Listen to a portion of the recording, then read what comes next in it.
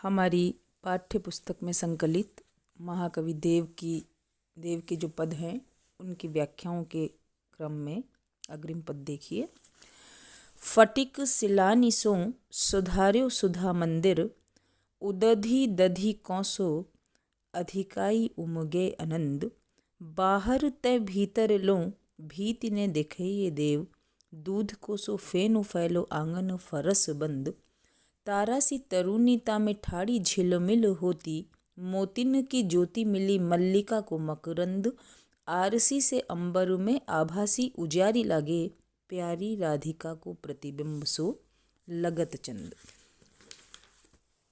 प्रस्तुत पद में कविदेव राधा के रूप सौंदर्य का, उसकी छटा का वर्णन कर रहे हैं और बता रहे हैं कि किस प्रकार उनकी जो अमंद रूप की छटा है, उनके वर्ण की जो आभा है, उसकी अशेष उज्ज्वलता संपूर्ण घर बाहर को, संसार को प्रतिभासित कर रही है, जाज्वल्यमान कर रही है, उज्ज्वल बना रही है।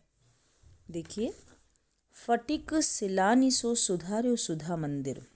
फटिक स्फटिक एक मणि है जो अत्यधिक प्रकाशमान मणि है और जिसके प्रकाश से सभी चीज़ें देदीप्यमान होती हैं। तो उस स्फटिक मणि की शिलाओं से, न केवल एक मणि है बल्कि उस मणि की शिलाओं से सुधार्यो का तात्पर्य है सुंदर बनाया गया है, अच्छा बनाया गया है। सुधा मंदिर, सुधा के दो अर्थ है यहाँ। सुधा का तात्पर्य अमृत तो है ही और सुधा का तात्पर्य है चूना। मंदिर माने भवन। स्फटिक मणि की शिलाओं से जिस भवन को सुंदर बनाया गया है और चूने से धवल जहाँ पुताई की गई है, उदधि दधि कोसो अधिकाई उमगे अमंद।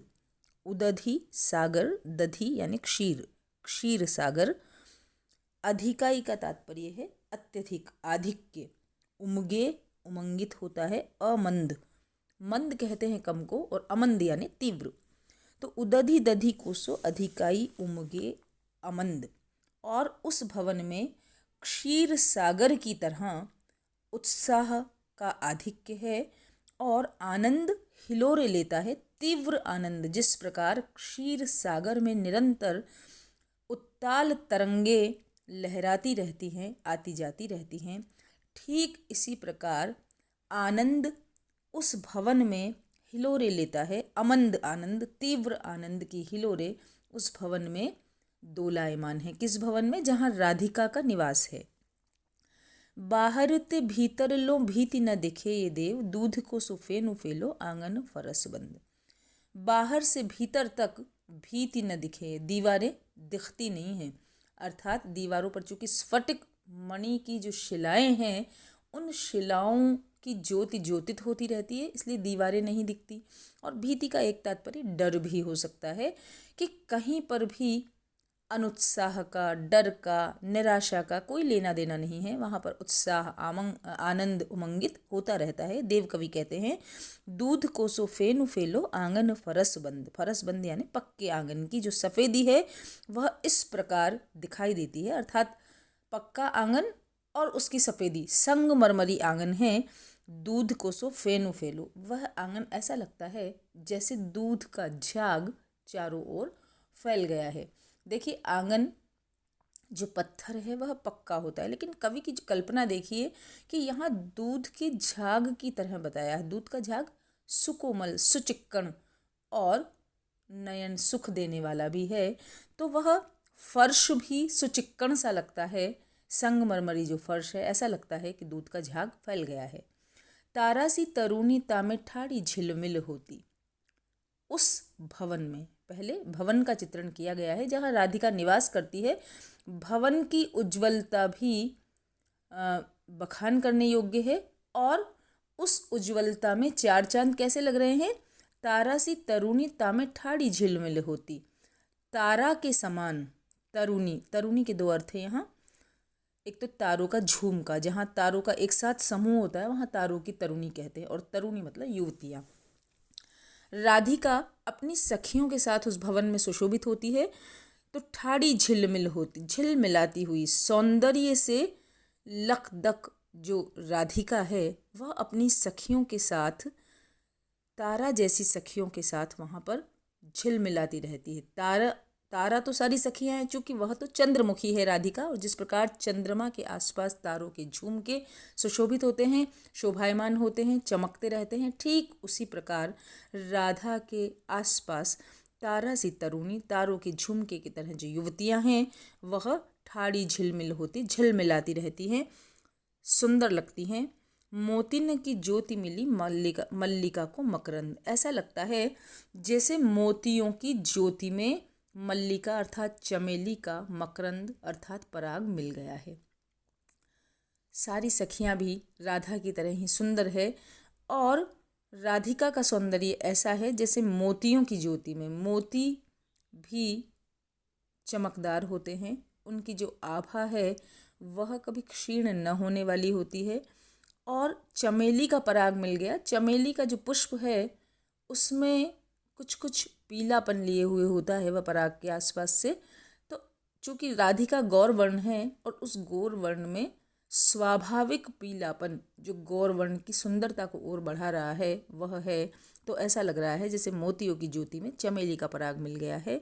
आरसी से अंबर में आभासी उजारी लगे, राधिका प्यारी राधिका को प्रतिबिंब सो लगत चंद।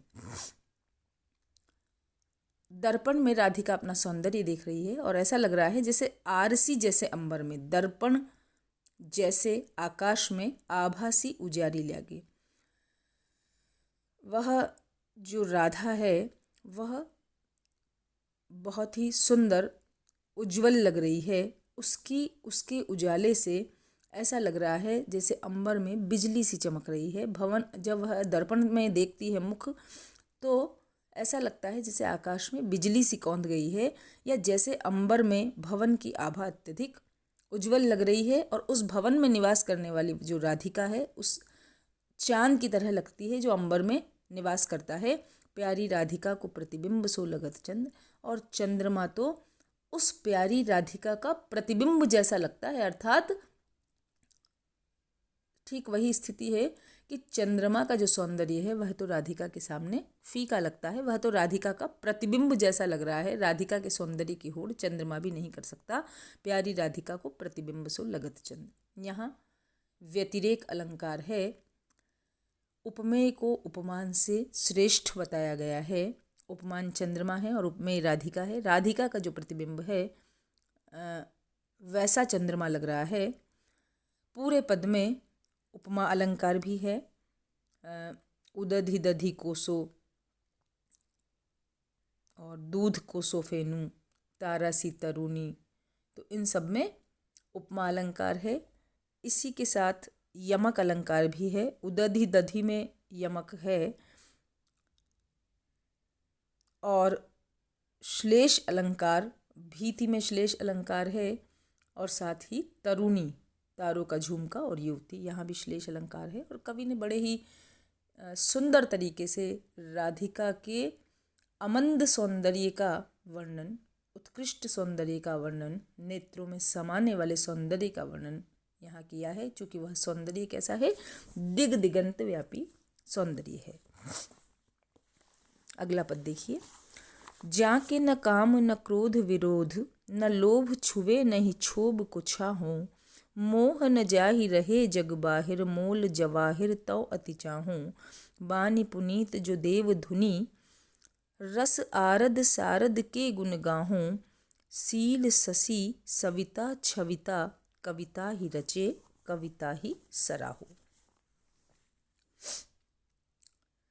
देखिए, जाके न काम न क्रोध विरोध, यहाँ कवि के प्रशंसनीय गुणों के बारे में बताया है। कवि कैसा होना चाहिए, कैसा कवि सराहना को प्राप्त करता है, लोगों की प्रशंसा का पात्र होता है, या कवि में किस तरह के गुण होने चाहिए, कवि देव ने यहाँ पर उन पर प्रकाश डाला है। जाके न काम न क्रोध विरोध, जिसके मन में किसी प्रकार की काम भावना न हो, कोई कामना न हो, न क्रोध हो और न ही किसी के प्रति विरोध हो, न लोभ छुवे। लोभ तो जिसे छू भी नहीं गया हो, क्योंकि यदि लोभ में आकर कविता करे तो कविता में जो सरसता है, कविता का जो आनंद है, जो माधुर्य है और जो उसकी एक सकारात्मकता है वह खत्म हो जाएगी। इसलिए न लोभ छुवे, जिसको कोई लोभ स्पर्श भी नहीं कर गया हो, नहीं क्षोभ को छाहूं और क्षोभ की तो छाया तक भी जिस पर न पड़ी हो। मोह न जाहि, जिसको किसी प्रकार का मोह न हो, रहे जग बाहर, जो माया मोह के बंधन से परे रहता हो। मोल जवाहर तो अति चाहो, यदि ऐसे व्यक्ति का मोल जवाहरात भी है, हीरे मोती भी है, तो अति चाहो, तो भी मैं उसको अत्यधिक चाहूँगा। अर्थात वह जवाहर देकर भी यदि ऐसे कवि से मुलाकात हो तो वह सस्ता ही है, अर्थात ऐसा कवि मिलना अत्यधिक दुर्लभ है। वाणी पुनीत, जिसकी वाणी अत्यधिक पुनीत हो, अत्यधिक पवित्र हो। जो देवधुनी, किस तरह पवित्र हो, जैसे गंगा नदी, देवधुनी कहते हैं गंगा नदी को। जैसे गंगा का कलकल निनाद, उसके जल में स्नान करना मन को, तन को सभी तरह से पवित्र कर देता है, उसी तरह सरस कविता, पवित्रता से युक्त कविता रचने वाली कवि की कविता तन मन को पूरी तरह से पवित्र बना देती है। तो वाणी पुनीत जो देवधुनी, जिसकी वाणी ऐसी पवित्र हो जैसे गंगा नदी। रस आरद सारद के गुण गाहूं, और जो रस आरद, रस में आर्द्र डूबा हुआ, बड़ी सरसता से शारदा, शारद मतलब शारदा सरस्वती के गुण गाहूं, गुणगान करता हो। शील शशि, और शील में जो शशि हो, जिस तरह शशि चंद्रमा सुशीतल होता है, ठीक उसी तरह जिसका स्वभाव, जिसकी वाणी, जिसका कर्म और पूरी तरह से जो सुशील हो। सविता छविता, लेकिन शील होने के बावजूद भी सविता छविता, जिसकी जो छवि है, जिसकी जो प्रखरता है, जिसका ताप है, वह दिग्दिगंत व्यापी हो। कहने का तात्पर्य यह है कि सूर्य की तरह जिसका उजाला, जिसका प्रकाश सर्वत्र फैलने वाला हो, जैसे सूर्य का प्रकाश सर्वत्र फैलकर अंधकार को दूर भगा देता है, उसी प्रकार जिस कवि की वाणी हृदय को और सभी तरफ प्रकाश फैला देने वाली हो। कविता ही रचे, ऐसी कविता को रचने वाला, कविता ही कविता को और कविता ही उस कवि को मैं सराहता हूँ। ऐसी कविता को रचने वाले कवि की मैं हृदय से सराहना करता हूँ। तो कवि ने यहाँ प्रशंसनीय कवि के गुणों का वर्णन किया है। अनुप्रास अलंकार है, पदमैत्री है, वाणी पुनीत जो देवधुनी, यहाँ उपमा अलंकार है, और आरद सारद में तथा सविता छविता में यमक अलंकार है। शील शशि सविता छविता में रूपक अलंकार भी है, और कविता ही रचे कविता ही सराहो यमक अलंकार है। और पूरे पद में कवि ने ये बताया है कि किस प्रकार के कवि जो हैं वे प्रशंसनीय होते हैं, किस प्रकार के कवि आदरणीय होते हैं, और जिनकी यश गाथा समय की सीमा से परे होती है।